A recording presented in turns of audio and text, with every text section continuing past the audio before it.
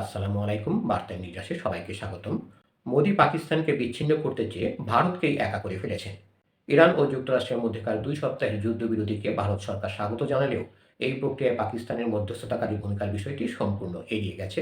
ভারতের পররাষ্ট্র মন্ত্রণালয় কর্তৃক প্রকাশিত আনুষ্ঠানিক বিবৃতিতে এই সফল কূটনৈতিক প্রচেষ্টায় ইসলামাবাদের নাম পর্যন্ত উল্লেখ না করায় দেশটির রাজনৈতিক মহলে এবং বিশ্লেষকদের মাঝে তীব্র প্রতিক্রিয়া সৃষ্টি হয়েছে। অধিকাংশ বিশেষজ্ঞ মনে করছেন বিশ্বমঞ্চে পাকিস্তানকে একঘরে করার যে নীতি নরেন্দ্র মোদী সরকার গ্রহণ করেছিল, বর্তমান পরিস্থিতিতে ভারত নিজেই সেই কূটনৈতিক বিচ্ছিন্নতার মুখে পড়েছে। ভারতের বিরোধী দলগুলো বিষয়টিকে একটি কূটনৈতিক আঘাত হিসেবে বর্ণনা করে সরকারের কঠোর সমালোচনা করেছে।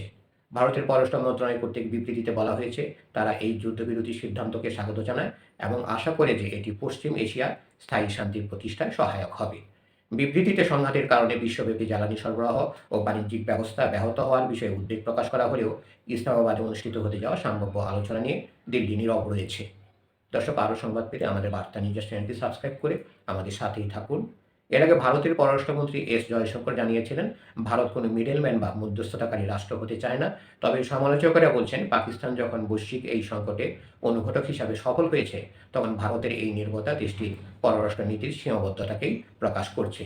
কংগ্রেস নেতা রশিদ আলভী এবং সাবেক পররাষ্ট্র সচিব নিরুপমা মেনন রাও পাকিস্তানের এই ভূমিকার উপর বিশেষ আলোকপাত করেছেন।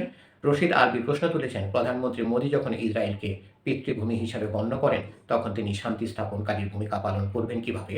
অন্যদিকে নিরুপমা মেনন রাও সামাজিক যোগাযোগ মাধ্যমে এক্সে লিখেছেন, পাকিস্তান এখানে একটি সংকীর্ণ কিন্তু কার্যকর কূটনৈতিক সুযোগ তৈরি করে দিয়েছে, যার মাধ্যমে গুরুত্বপূর্ণ বার্তা আদান প্রদান করা সম্ভব হয়েছে। তার মতে ভারত এই মুহূর্তে নীরব থেকে নিজের অবস্থানকে দুর্বল করেছে এবং দিল্লির উচিত নির্দিষ্ট কোনো পক্ষের সঙ্গে একাত্ম না হয়ে পরিমিত কণ্ঠস্বরে শান্তি ও নৌ নিরাপত্তার কথা বলা। বিশ্লেষক অশোক সোয়াইন এই পরিস্থিতিকে ভারতের জন্য একটি বড় পরাজয় হিসেবে দেখছেন। তার মতে মোদী পাকিস্তানকে বিচ্ছিন্ন করতে চেয়েছিলেন, কিন্তু উল্টো ভারতকেই বিচ্ছিন্ন করে ফেলেছেন। তিনি উল্লেখ করেন, পাকিস্তান বর্তমানে একমাত্র রাষ্ট্র যাদের সঙ্গে যুক্তরাষ্ট্র, চীন, রাশিয়া এবং ইরান সব পরাশক্তির সৌহার্দ্যপূর্ণ সম্পর্ক রয়েছে।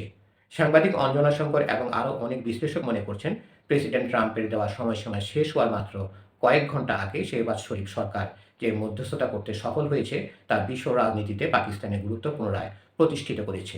এর ফলে দীর্ঘ ৭ বছর পর ইরানের তেল ভারতে আসার সুযোগ তৈরি হলেও এর কৃতিত্বের দাবিদার হিসাবে ভারতের পরিবর্তে পাকিস্তানের নামই সামনে আসছে।